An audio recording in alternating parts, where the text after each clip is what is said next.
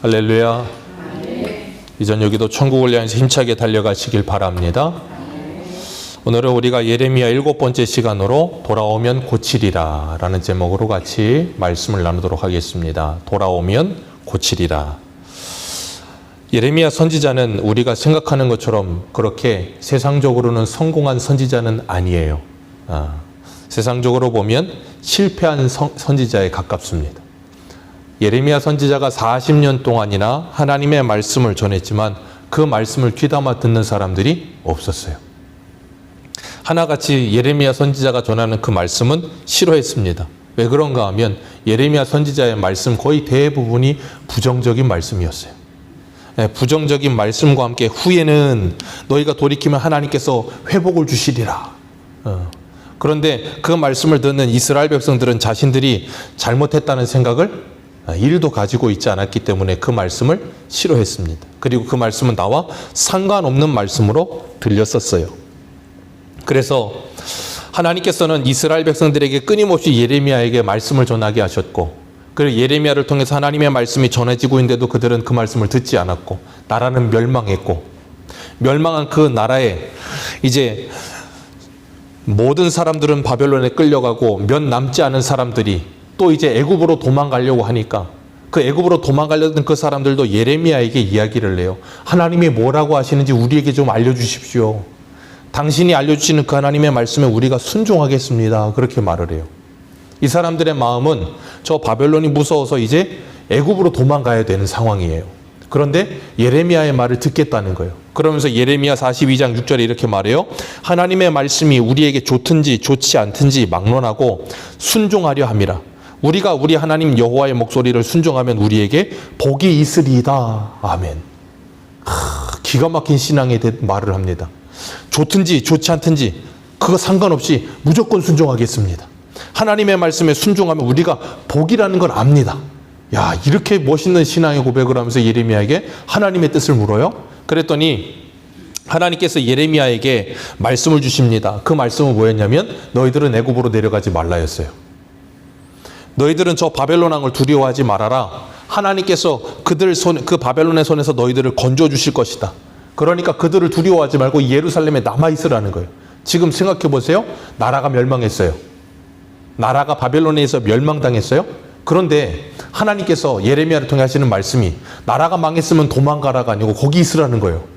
그러면 이 사람들 생각에는 바벨론이 또 언제든지 공격해 올 수 있단 말이에요. 그리고 주변에 승려의 같은 다른 민족들이나 아니면 그 사람들이 자기들을 괴롭힐 수 있단 말이에요. 그러니까 자기들은 애굽으로 가야 뭘 받을 수 있다고 생각해요?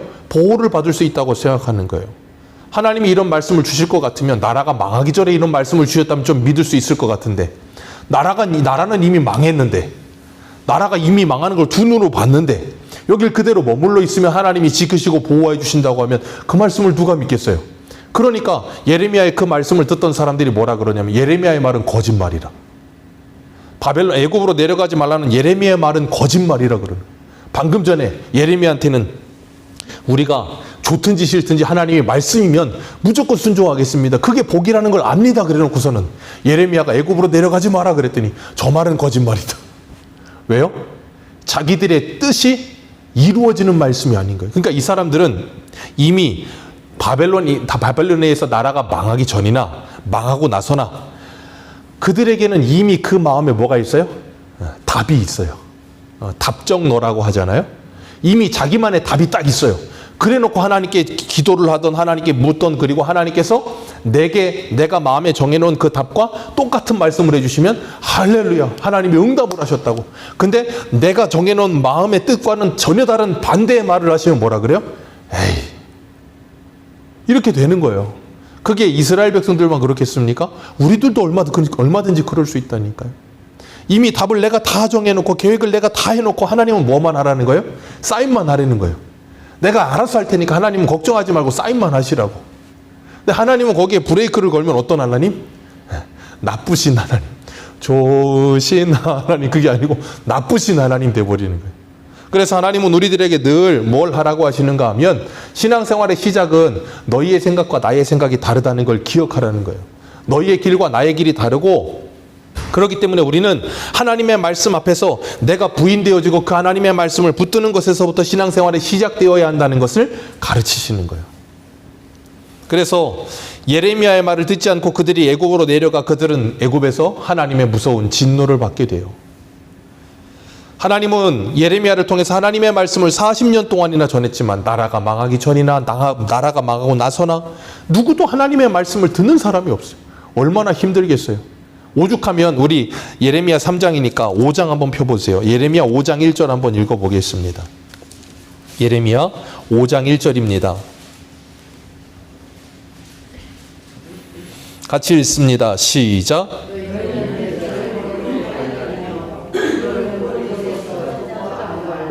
너희가 만일 정의를 행하며 진리를 구하는 자를 한 사람이라도 찾으면 내가 이 성읍을 용서하리라. 하나님께서 이 말씀하신 건 뭐예요?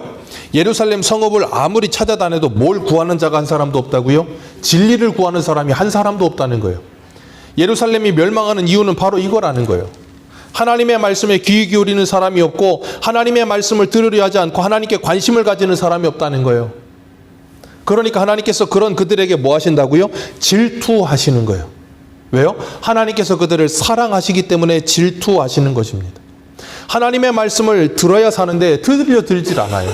우리가 새벽에도 신명기 말씀을 계속하고 있지만 하나님께서 신명기 28장에서 복과 저주의 기준이 뭐라 그러셨어요? 하나님의 말씀의 청종이라 그랬어요. 하나님의 말씀을 들으면 복을 받고 하나님의 말씀을 듣지 않으면 저주를 받으리라. 그렇기 때문에 우리는 그 하나님의 말씀을 따라 사는 것이 복이라는 것을 늘 경험해야 되는데 경험이 잘 되질 않아. 왜요?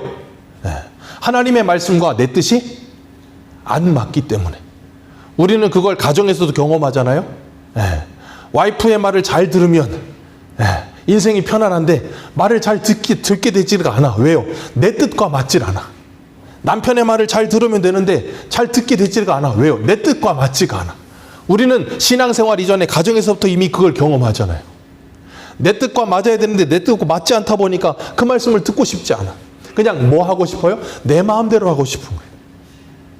그걸 사도 바울은 말세의 징후라 그랬어요. 그래서 디모데후서 4장 3절을 보면 이렇게 말합니다. 때가 이르리니 사람이 바른 교훈을 받지 아니하며 귀가 가려워서 자기의 사욕을 따를 스승을 많이 두고 또 그 귀를 진리에서 돌이켜 허탄한 이야기를 따르리라. 아멘. 하나님의 말씀을 듣고 싶어 하지 않아요. 왜요? 내가 듣고 싶은 말이 있거든. 그 말을 해주기를 원하는 거예요. 그러니까 뭐예요? 그리로 자꾸 귀가 커지는 거예요. 그런 상황에서 하나님은 디모데에게 뭐라 그러냐면 너는 말씀을 전파하라. 때를 얻든지 못 얻든지 항상 힘쓰라. 범사의 오래 참음과 가르침으로 경책하며 경계하며 권하라. 하나님의 말씀을 들으려고 하지 않는 그들에게 계속해서 뭐 하라고요? 때를 얻든지 못 얻든지 전하라. 얼마나 답답하겠어요. 40년을 예레미야가 그랬으니 얼마나 답답했겠어요. 디모데가 그렇게 하나님의 말씀을 전하니 얼마나 답답했겠어요. 우리도 얼마나 답답합니까? 많이 답답하시죠? 저도 답답합니다. 어제 저녁에도 우리 아이들에게 그랬어요. 야, 빨리 자자. 빨리 자자. 너희들 아침에 일어나려면 힘드니까 빨리 자자. 그런데 빨리 안 자요. 그렇게 아무리 이야기를 해도 말을 안 들어먹어요. 아빠 내일 시험이에요. 내일 시험 반도 공부를 하겠대요. 그래놓고 자고 일어나서 힘들게 일어나서 8시에 일어나더니 하는 말이 어제 공부한 게 하나도 기억이 나질 않아요. 내 머릿속엔 지우개가 있는가? 그러면서 아무것도 기억이 안 나는데. 그러니까 일찍 자고 일어나서 공부를 하라니까 말을 안 들어. 내 생각이 옳다고 생각하니까. 그런 게 답답한 거죠. 그런 것처럼 에스겔도 그랬거든요. 에스겔 3장에 보면 에스겔이 남유다가 완전히 망하기 전에 1차로 다니엘 끌려가고 2차로 에스겔 끌려갈 때 끌려가서 하나님이 그 바벨론에 있는 포로들에게 말씀을 전하라 그러셨어요. 에스겔 3장 11절을 보면 이렇게 말해요. 사로잡힌 내 민족에게로 가서 그들이 듣든지 아니 듣든지 그들에게 고하여 이르기를 주 여호와의 말씀이 이러하시다 하라. 에스겔도 그랬고요. 디모데도 그랬고요. 그 말은 뭐예요? 구약의 성도들도 신약의 성도들도 하나님의 말씀 안 듣기는 매한가지였다. 그런데 하나님은 그들에게 뭐 하신다고요? 선지자를 보내시면서 하나님의 말씀을 계속해서 전하고 계신다고요. 그리고 오늘 우리들에게도 그 말씀 주신 줄 믿습니다. 40년입니다. 마음 단단히 잡수시고 40년 동안 듣든지 아니 듣든지 계속해서 전하는 겁니다. 오늘 본문 19절을 보면 우리 19절 같이 한번 읽어봅니다. 시작.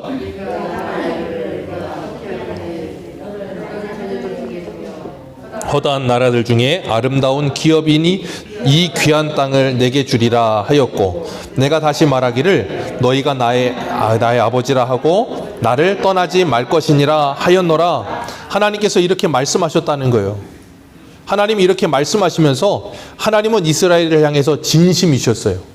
그런데 이스라엘은 20절을 보니까 그런데 이스라엘 족속아 마치 아내가 그 남편을 속이고 떠남같이 너희가 확실히 나를 뭐했느니라? 속였느니라. 하나님은 이스라엘을 향해 진심인데 이스라엘은 하나님께 진심이 아니에요. 그냥 이스라엘은 하나님을 뭐 하려고 들어요? 이용하려고만 드는 거예요. 그럴 때 어떻습니까? 참 속상하죠. 내가 진심인데 상대방이 나에게 진심이 아닐 때 그걸 느끼면 굉장히 괴롭고 힘들고 화가 납니다. 왜요? 진심이니까 그래요. 진심이 아니면 화가 안 납니다. 진심으로 이렇게 되는 것은 화가 나는 거예요. 믿으니까. 속는 이유가 뭐예요? 속는 이유는 딱 하나입니다. 내가 진심이 아니면, 내가 믿지 않으면 속지 않아요.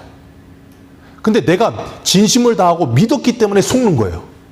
우리가 그런 거 있잖아요.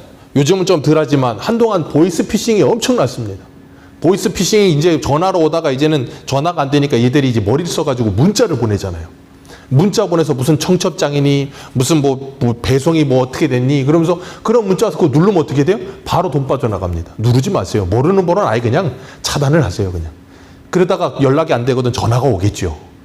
그런데 이 보이스피싱을 하게 되는 이유가 뭐냐면 사람들의 이 교묘한 믿음을 사용하는 거예요. 그러니까 사람들로 하여금 자꾸 그 사람들의 언변술에 넘어가서 그걸 뭐하게 만들어요? 믿게 만들고 사실로 인정하게 만들어서 그 사람 말을 따르게 만드는 거예요. 그러니까 속는 거예요. 사단도 마찬가지고요. 이단도 마찬가지예요. 그걸 진리라고 말을 해서 사람들로 하여금 믿음이 일어나게끔 만드는 거예요. 거짓 믿음이 일어나게끔 만드는 거예요. 이스라엘이 그런 거예요. 하나님의 진심을 이용해서 하나님의 나를 믿는다는 걸 알기 때문에 하나님을 속여먹는 거예요. 자녀들이 그렇잖아요. 이 자녀들이 부모님을 이용해서 부모님의 진심을 이용해서 자꾸 뭘 해요? 속여먹잖아요. 그러면서 부모님에게 나 문제집 산다고 돈 달라고 그러고 문제집 사지 않고 자꾸 쓰잘데기 없는 거 사고 자꾸 퉁쳐먹고 반은 어디로 띄워먹고 그러면서도 걸리면 혼나고 홀려나면서 뭐라 그래요? 내가 다시는 그러지 않겠다고. 그럼 부모님은 또 뭐라 그래요? 너 이번만이야? 이번만이야가 아마 100만 번은 될 거예요. 100만 번. 너 이번만이야 그래 놓고 또 자녀를 믿어요. 왜 믿습니까? 이유는 하나예요. 사랑하니까. 내 자녀고 내가 사랑하니까 믿는 거예요. 안 그러면 애지간해 이미 너는 안 된다. 싹수가 놀았다. 끝이다. 그랬겠죠. 근데 그럴 수가 없는 거예요. 왜 사랑하는데요. 하나님이 우리를 향해 그러신다니까요. 우리가 하나님께 하나님이 진심입니다. 누가 그랬어요? 베드로가. 진심입니다. 그랬는데 주님이 뭐라 그래? 너는 싹수가 놀았다 그러세요? 아니라고요. 진심입니다. 그런데 주님은 그냥 아무 말 없이 그냥 가신다고요. 21절을 보면 소리가 헐벗은 산 위에서 들린다 그랬어요. 어떤 소리가 들리냐면 애곡하는 소리와 간구하는 소리래요. 헐벗은 산에서 뭘 했습니까? 우리 지난주에 봤을 때 온갖 우상 숭배를 했죠. 하나님을 떠나서 어려움과 힘듦이 있는데 하나님께와 애곡하고 간구하는 게 아니라 쓸데없는 나무에게 가서 애곡하고 간구하고 있는 거예요. 쓸데없는 돌에게 가서 애곡하고 간구하고 있는 거예요. 그 소리를 하나님이 들으신다니까요. 그 소리를 하나님이 듣고 있으면 어떤 기분이 드시겠어요? 문제가 있는데 부모님에게 와서 문제가 있다고 이야기를 해야 되는데 옆집 아저씨한테 가서 문제 이야기를 하고 있어요. 그럼 그 아버지는 어떤 생각이 드시겠어요? 제가 도대체 뭔 소리를 하고 있는 건가? 그런 생각 들지 않겠어요? 지금 하나님이 그러신다니까요. 그런데도 하나님께서는 그 소리를 들으시고 뭐라 그러세요? 22절에 배역한 자식들아 돌아오라. 너희가 배역함을 뭐 하시겠다? 고치겠다. 배역한 자식아 돌아와라. 내가 너를 고쳐주겠다. 이스라엘 백성들이 왜 저 산에 가서 이런 일을 하고 있어요? 3절에 21절에 뭐라 그래서 4번절에 자기 하나님 여호와를 뭐 했기 때문이라? 잊어버렸기 때문이라. 하나님께서 신명기 우리가 새벽에 하고 있지만 말도 안 될 만큼 많이 반복하여 뭘 하거라냐, 뭘 두 단어를 딱 추격하자면 기억하고 청종하라예요. 하나님을 잊어버리지 말고 기억하고 하나님의 말씀을 청종하라. 그 두 가지를 신명기 계속해서 반복하십니다. 그런데 들어가서 뭐예요? 잊어버려요. 까마득하게 잊어버립니다. 그리고 뭐예요? 우상 숭배에 빠져드는 거예요. 그런데 이스라엘은 하나님을 잃어버렸는데 하나님은 이스라엘을 잃어버리질 않으신다니까요. 그게 우리가 하나님의 은혜로 구원받은 것에 대한 안전함이라고 하는 거예요. 우리는 하나님을 잃어버렸는데 하나님은 우리를 잃어버리지 않으세요. 우리를 포기하지 않으신다고요. 왜? 사랑하시기 때문에. 왜요? 그 하나님은 하나님의 속성 중에 하나가 뭐냐면 변함이 없는 불변하심이에요. 하나님은 하나님께서 사랑하시면 끝까지 사랑하시지 그걸 변하지 않으십니다. 끝까지 사랑하세요. 그래서 하나님이 택한 백성을 끝까지 책임지시는 거예요. 그리고 우리가 하나님께 돌아오도록 만드시는 거예요. 하나님은 우리에게 뭐라 그러시냐면 돌아오라고 말씀하시는 거예요. 돌아오는데 다른 조건을 붙이지 않으십니다. 기억하십시오. 하나님은 그냥 돌아오라고만 말씀하세요. 시편 51편 다윗의 회개시지요. 그가 우리아의 아내 밧세바를 범하고 난 후에 우리아를 죽여놓고 나서 나단 선지자가 책망했을 때 그가 그 책망을 듣고 하나님께 눈물이 침상에 뜨도록 울면서 하나님께 회개했던 게 시편 51편이에요. 그 시편 51편에 17절에 다윗이 이렇게 고백합니다. 하나님께서 구하시는 제사는 상한 심령이라. 하나님이여 상하고 통회하는 마음을 주께서 멸시하지 아니하시리이다. 아멘. 하나님이 우리에게 요구하시는 건 뭐라고요? 상한 심령. 상한 심령 그대로 하나님께 나오기를 원하신다고요. 하나님이 우리에게 돌아오라 하실 때는 네 모든 삶을 다 버리고 하나님께 돌아와라 그러지 않으신다고요. 그냥 돌아와라예요. 상하고 통해한 그 심령 그거 가지고 그대로 와라. 그래서 우리 찬송가 가사 중에도 그랬잖아요. 내 모습 이대로. 네, 그런 찬송 있잖아요. 그것처럼 하나님께서 우리 그대로 돌아오시라는 거예요. 이사야 1장 18절을 보면 이렇게 말씀하십니다. 여호와께서 말씀하시되 오라 우리가 서로 변론하자. 너희의 죄가 주홍 같을지라도 눈과 같이 희어질 것이요 진홍같이 붉을지라도 양털같이 희게 되리라. 그러니 뭐하라고요? 오라는 거예요. 우리가 뭘 희게 만들거나 우리가 뭘 깨끗하게 할 수가 없어요. 그걸 하실 수 있는 분은 누구밖에 없다고요? 하나님밖에 없으세요. 그래서 예레미야 2장에도 뭐라 그랬어요? 너희가 아무리 좋은 비누 가지고 씻어와라 깨끗하게 되는가? 안 된다는 거예요. 하나님께 와야 하나님이 깨끗하게 하시고 하나님이 씻어주신다는 거예요. 이제 우리 교회도 다시 이제 전도를 시작해야 되겠지만 전에 전도를 할 때 보면 참 여러 유형의 분들이 계세요. 어떤 분들은 굉장히 울그락불그락한데 청년회 회장을 하셨다는 분도 있다 그랬고 또 어떤 분은 전도를 하면 전에 잘했었는데 지금 너무 바빠서 못 나간다고. 근데 시간 있을 때 나갈 거라고. 그러는 분들 계시고 또 어떤 분들은 교회 나오시라 그러면 뭐라 그러냐면 내가 죄가 많아서 교회 못 간대. 참 재밌는 분들이요. 그럼 언제 오겠다는 거예요? 이 죄 좀 덜어내고 해결한 다음에 오겠다는 거예요. 죄는 인간이 덜어내거나 해결할 수가 없어요. 하나님만이 우리의 죄를 해결하실 수 있습니다. 그러니까 죄 있는 모습 그대로 돌아와야 되는 거예요. 어떤 분들은 그래요. 내가 끊어야 될 걸 못 끊어서 못 돌아온다고. 못 끊은 모습 그대로 돌아오셔야 된다니까요. 10cm 구름 과자를 좋아하는 모습 그대로 주님께 돌아오는 거예요. 이슬이와 두꺼비를 잡아가면서 주님께 돌아오는 거예요. 그걸 이상하게 여기지 마세요. 그게 끊어질 거라고 생각하십니까? 안 끊어집니다. 평생 못 끊은 걸 어떻게 끊었습니까? 못 끊어요. 그걸 끊고 오려고 하지 마시고 오시라니까요. 오신 다음에 하나님께서 그것보다 더 좋은 것이 있다는 걸 내게 가르쳐 주시고 나면 그것이 저절로 멀어지는 거예요. 그걸 내가 자꾸 하려니까 힘든 거예요. 그러니까 안 된다고 생각하는 거예요. 주님은 우리의 있는 모습 그대로를 찾으신다니까요. 우리가 그걸 기억하지 못하면 자꾸 나를 자꾸 숨기려고 들어요. 나의 허물이나 나의 죄됨이나 나의 그런 것들을 자꾸 가리려고 해. 그러니까 교회를 다니긴 다니는데 어떻게 생각하냐면 주님의 은혜로 이걸 가려움 받고 주님의 은혜로 이걸 씻김 받을 그런 모습이 아니라 자꾸 내가 내 모습을 단장하려고 들고 내가 내 모습에 자꾸 뭘 씌우려고 드니까 자꾸 외식하게 되는 거예요. 내 모습 그대로를 드러내려고 하질 않아. 왜? 부끄럽다고 생각해. 사람들이 뭐 하라고 하면 어떻게 되나? 사람들이 손가락질하면 어떻게 되나? 그런 생각 속에 내 모습 그대로를 드러내질 않아. 자꾸 뭐예요? 감추려고만 들어.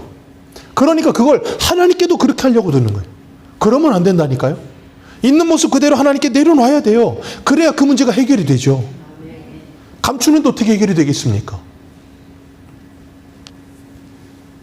하나님은 우리의 죄가 어떤 것이든 전혀 신경 쓰지 않으십니다. 그건 사람만 신경 써요. 100만 원을 도둑질한 사람, 1000만 원을 도둑질한 사람 누가 도둑질했습니까? 누가 도둑질했어요? 둘 다 했죠. 금액의 차이가 있을 뿐이지 100만 원도 도둑질이고 1000만 원도 도둑질이에요. 근데 우리는 1000만 원 도둑질한 놈은 나쁜 놈이고 100만 원 도둑질한 놈은 안 나쁜 놈이라고 착각을 한다고요. 그러다 보니까 100만 원 도둑질한 놈이 1000만 원 도둑질한 놈 보고 뭐예요? 손가락질을 해요. 저거 그러면서 자꾸 혀운동을 해. 찌찌찌 하지 마세요. 우리는 다 하나님 앞에 그런 존재라니까요. 근데 우리는 자꾸 착각을 해. 똥 묻은 개가 겨 묻은 개를 나무란다고 자꾸 착각을 해. 우리가 잘 알고 있는 누가복음 15장에 나오는 탕자의 비유를 아시죠? 누가복음 15장에는 탕자의 비유만 있지 않습니다. 3가지 비유가 있거든요. 첫 번째가 뭐냐면 잃은 양 비유, 두 번째가 잃은 드라크마 비유, 세 번째가 잃은 아들 비유예요. 이 3가지 비유는 다 동일한 비유고 한 가지를 말하고 있는 겁니다. 잃은 양 비유에서 99마리 그대로 있는데 한 마리를 잃어버렸어요. 목자가 어떻게 한다고요? 99마리 잘 남겨두고 돌아가서 그 한 마리를 찾을 때까지 찾는다고요. 두 번째, 잃은 드라크마 비유. 돈을 잃어버린 주인이 안타까운 마음으로 돈을 치는데 돈이 발이 달려가지고 안타까운 마음에 우리 주인이 나를 잃어버렸다고 얼마나 슬퍼할까 그러면서 2발을 달고 막 뛰어와서 주인에게 품에 안기죠? 그런 돈은 없어요. 주인이 찾을 때까지 찾는 거예요. 그리고 세 번째, 아들 비유, 탕자 비유. 둘째 아들 아버지 유산 미리 땡겨받아가지고, 이게 참 땡겨받는 것도 어떻게 유산도 땡겨받는지, 땡겨받아가지고 온갖 세 다 허랑방탕에 다 써먹고 나서 나중에는 돼지 먹는 쥐업 열매도 없으니까 어떻게 돼요? 그때 아버지 기억하고 뭐라 그래요? 내 아버지 집에는 종들도 잘 먹고 잘 사는데 내가 여기서 이게 뭔 짓인가? 아버지에게 돌아가서 내가 이제 종으로라도 좀 살자. 그리고 돌아가는데 아버지가 멀리 있다가 쳐다보고 뭐 했다고요? 달려가 안아주잖아요. 자, 제가 방금 전에 말씀드렸어요. 누가복음 15장에는 이 3가지 비유가 있는데 이 3가지 비유는 한 가지를 말한다 그랬어요. 첫 번째, 잃은 양을 누가 찾아요? 목자가 찾습니다. 잃은 드라크마, 돈을 누가 찾아요? 주인이 찾습니다. 잃은 아들은 누가 찾아요? 네, 아버지가 찾는 거예요. 잃은 아들이 찾는 게 아니에요. 우리는 자꾸 잃은 아들이 찾는다고 착각하는 거예요. 잃은 아버지가 어떻게 하는, 그 아버지가 누구신데? 우리 하나님 아버지요. 그 하나님 아버지가 우리가 하나님께 돌아오도록 우리의 상황과 환경과 모든 상황을 막아서라도, 마치 호세아의 고멜이 다른 남자 찾아가면 가시로 막고 벽돌을 쌓아 막아서라도 다시 전 남편에게 돌아오리라 하시는 것처럼 하나님이 그런 상황 환경을 막아서라도 돌아오게 만드시는 거예요. 그러니까 그건 하나님의 찾으심이라고요. 그래서 그 아버지가 멀리서 보고 뭐예요? 달려와서 안아주잖아요. 그리고 기뻐하면서 옷 바꿔 입혀주고 잔치를 베풀어주고 좋아합니다. 근데 문제는 밭에서 일하다가 돌아온 큰아들, 얘가 참 문제예요. 큰아들이 잔치 벌어지니까 종들한테 무슨 일이냐 그러니까 종들이 당신 동생 돌아왔다고. 만약에 여러분이라면 자, 기쁘겠습니까? 화가 나겠습니까? 친동생이에요? 배다른 동생이 아니고 친동생이에요. 사고를 그렇게 치다 돌아왔어. 그럼 기쁘겠어요? 아니면 화가 나서 그 잔치에 참여를 안 하겠어요? 화가 나서 참여 안 하시겠어요? 이 큰아들이 그래요. 화가 나서 잔치에 들어가질 않아요. 그러니까 나중에는 아버지가 와서 들어가자 그랬더니 큰아들이, 우리 누가복음 15장 한번 읽어봅니다. 누가복음 15장 39절.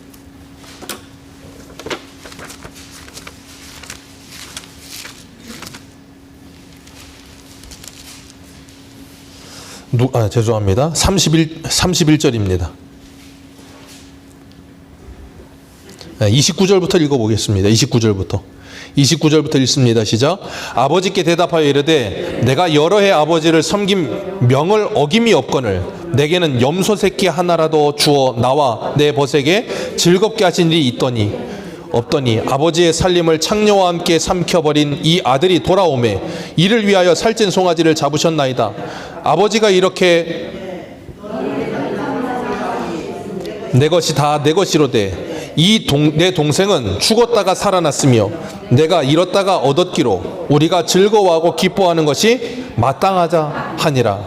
아멘. 자, 이 말씀을 하고 있는 이 모습을 보면서 우리는 기억해야 될 게 뭐냐면 이 돌아온 탕자 비유는 큰아들과 작은아들 둘 다 탕자라는 거예요. 작은아들은 집 나간 탕자고 큰아들은 집안의 탕자예요. 근데 제일 문제는 누구냐면 집안의 탕자입니다. 집 나간 탕자는 허랑방탕하게 살면서 자기가 잘못했다는 걸 알아. 자기가 죄졌다는 걸 알아. 근데 문제는 집안에 있는 탕자는 자기가 완벽주의라서 완벽한 줄 알아. 그래가지고 뭐예요? 내가 지금 여러 해 동안 아버지를 섬기며 명령을 어긴 일이 없거늘 나한테는 염소 새끼 하나도 안 주면서 왜 쟤한테는 사고치고 저러는 저놈한테는 왜 소까지 잡아줍니까? 열받아갖고 막 쏟아붓는 거예요. 그러니까 아버지가 뭐라 그래요? 예, 넌 이 집에 있으면서 이 모든 게 다 네 거 아니냐. 이 큰아들은 이 집에 살면서 아들로 산 게 아니라 뭘로 살았어요? 종으로 살았던 거예요. 종으로 그동안. 그러니까 그 작은 아버들이 돌아왔는데 작은 아들 돌아온 그걸 기뻐하지 않고 거기 참여하지 않는 거예요. 이 작은 아들과 큰 아들이 누굴 비교해요? 유대인과 이방인을 말하고 있는 거예요. 쇠리들, 죄인들, 창기들, 그들은 자기가 죄인인 줄 알아. 이 땅에서 죄를 지었던 사람들은, 큰 죄를 지었던 사람들은 자기가 죄인인 걸 알아. 그래서 하나님께 돌아와서 하나님께 나를 구원해 주신 것에 감사하고 그 은혜 속에 내가 아무 말 없이 주님 앞에 감사하는데, 큰 아들은 예배당을 오래 지켰고 오래 예배 생활을 했고 오래 믿음 생활을 했기 때문에 내가 믿음으로 출중하고 잘난 줄 알아. 그러다 보니까 작은 아들이 돌아와서 하나님의 은혜를 받으면 어떻게 해요? 분노하는 거예요. 나는 이렇게 열심히 했는데 왜 나한테 은혜를 안 주시고 저놈한테는 은혜를 주십니까? 하나님 어쩌자고 나한테 이러십니까? 혹 우리는 그 큰아들의 모습은 아닙니까? 때로는 내가 전에는 작은 아들이었다가 지금 큰 아들이 되어 있지는 않습니까? 세상 가운데서 하나님의 은혜를 모르고 살다가 하나님의 은혜를 알아 죄 용서를 받고 놀라운 하나님의 구원의 은혜 속에 신앙생활을 하긴 했는데 그 처음 신앙생활했던 그 처음 사랑을 잃어버리고 종교인이 되어버려서 오랜 시간 신앙생활을 하기는 하는데 하나님의 구원의 은혜와 사랑을 잃어버린 그 큰아들과 같은 모습으로 살고 있지는 않습니까? 주님은 우리들에게 집 나가 있는 아들이든 집 안에 있는 아들이든 뭐 하라 그러시는 거예요? 돌아오라는 거예요. 뭘 잃어버렸으면요? 아버지의 마음을 잃어버렸으면 돌아오라는 거예요. 오늘 22절 말씀에 배역한 자식들아 돌아오라. 내가 너희의 배역함을 뭐하리라? 고쳐주리라. 그리고 22절 하반절에 뭐라 그래요? 보소서 우리가 주께 왔사오니 주는 우리 하나님 여호와시니이다 라고 고백하면서 작은 산 큰 산에서 우리들이 했던 그 모든 일들은 헛일이었습니다. 오직 우리의 구원은 여호와 하나님께 달려있다라고 진실로 고백하게 되는 거예요. 그게 뭐예요? 그게 바로 작은 아들의 고백인 거예요. 그러면서 뭐라 그럽니까? 24절에 그 옛날에 청년의 때에 부끄러웠던 그 모든 일들, 그 수치스러웠던 모든 일들, 그 치욕스러웠던 모든 일들, 이제는 여호와께 범죄한 모든 일인 줄 알고 하나님 앞에 다 내려놓고 이제는 뭐 하겠습니다? 우리 하나님 여호와의 목소리를 순종하지 아니하는 것이 아니라 이제는 순종하겠나이다라고 고백하고 있는 거예요. 이것이 바로 하나님께서 우리에게 말씀하시는 겸손이라고 하는 거예요. 우리 한 군데 한번 찾아볼까요? 에스겔 16장을 한번 보세요. 예레미야 다음에 에스겔이죠. 에스겔 16장 60절입니다.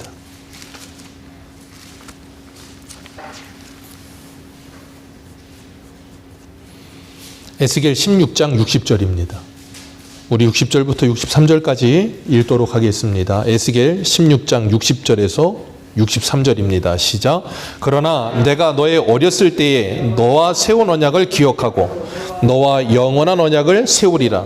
내가 내 형과 아우를 접대할 때에 내 행위를 기억하고 부끄러워할 것이라. 내가 그들을 내게 딸로 주려니와 내 언약으로 말미암음이 아니니라. 내가 내게 내 언약을 세워 내가 여호와인 줄 내가 알게 하리니 이는 내가 내 모든 행한 일을 용서한 후에 내가 기억하고 놀라고 부끄러워서 다시는 입을 열지 못하게 하려 함이니라. 주 여호와의 말씀이니라. 아멘. 이 63절을 우리는 다른 한 단어로 교환하자면 그게 뭐냐면 겸손이에요. 기독교의 겸손은 이런 겸손이지 그냥 아유 예 이게 겸손이 아니라고요. 진짜 하나님의 구원의 은혜를 알고 나의 청년의 때의 그 죄악된 모습들을 진짜로 알며 그걸 이제는 버리고 주님을 따라 살고자 하는 그 마음과 나를 오래 참아주신 그 하나님의 놀라우신 사랑을 내가 정말로 그걸 깨닫게 되면 그 다음에 뭐 하게 된다고요? 다시는 입을 열지 못하게 되는 거예요. 하나님 앞에 원망하거나 불평하거나 하나님 왜 그러시느냐고 말할 수가 없게 되는 거예요. 이게 바로 하나님의 구원의 은혜를 받은 하나님의 사람들의 모습인 거예요. 그리고 그 은혜를 받은 우리들은 이제는 뭐예요? 그 주님의 은혜 가운데 살면서 우리 안에 있는 더러운 죄들을 날마다 싸워내면서 그걸 더러운 물건 버리듯이 싸우며 내던지는 삶을 살아가기 시작하는 거예요. 그렇게 내던지는 싸움을 싸우면서도 또 넘어질 때가 있다고요. 좀 전에 탕자 비유에 말씀드린 것처럼 작은 아들로 시작했다가 큰 아들이 될 때가 없으세요? 저는 있던데요. 우리가 그럴 때가 있다니까요. 그럴 때 주님 앞에 엎드려서 뭐예요? 하나님의 은혜를 구하는 거예요. 면목이 없고 피할 곳이 없지만 하나님께 피해야 된다는 걸 알기 때문에 주님 앞에 또 나오는 거예요. 그리고 우리의 모습 그대로 주님 앞에 엎드려서 하나님 나를 긍휼히 여겨 주옵소서. 내 이 높아진 마음을 하나님 다듬어 주옵소서. 그리고 하나님께 기도하는 거예요. 하나님께서는 상한 갈대를 꺾지 않으십니다. 꺼져가는 심지를 끄지 않으세요. 그리고 하나님께서는 우리를 다시 일으켜 세우시는 거예요. 그런데 거기에는 조건이 하나가 있어요. 뭐냐면 하나님의 말씀을 듣고 돌아오는 거예요. 우리가 주일 저녁에도 말씀을 나눴지만 하나님의 전신갑주를 입고 한 주간 살아가면서 믿음으로 승리할 때도 있을 것이고 아니면 넘어진 상태로 주님 앞에 나올 때도 있을 거예요. 그런데 정말로 우리가 하나님의 은혜를 경험하고 나면 에스겔 16장 이 말씀처럼 경험하고 나면 믿음으로 승리한 사람 돌아와서 하나님의 은혜에 감사하며 찬송할 것이고 내가 실패했을 때 주님 앞에 나와서 면목 없지만 하나님의 은혜를 구하며 다시금 하나님께서 힘주시기를 바라며 하나님께 은혜를 구하게 될 거예요. 그러면서 우리는 어느 누구도 서로를 바라보며 쯔쯔쯔 하거나 손가락질 하거나 그런 것이 없이 서로를 정말 안타까워 여기며 긍휼히 여기며 함께 일어서기 위해 기도하게 될 거예요. 그것을 하나님은 교회라고 부르십니다. 오늘도 하나님은 우리에게 부르세요. 너희들은 내게로 돌아와라. 그럼 내가 너희들을 고쳐주리라. 우리가 어떤 모습으로 있든지 그 모습 그대로 주님 앞에 나와서 하나님의 은혜를 구하며 주님의 은혜 가운데 새로운 삶을 시작하는 저와 여러분들 되시기를 주님의 이름으로 축복합니다. 기도하겠습니다.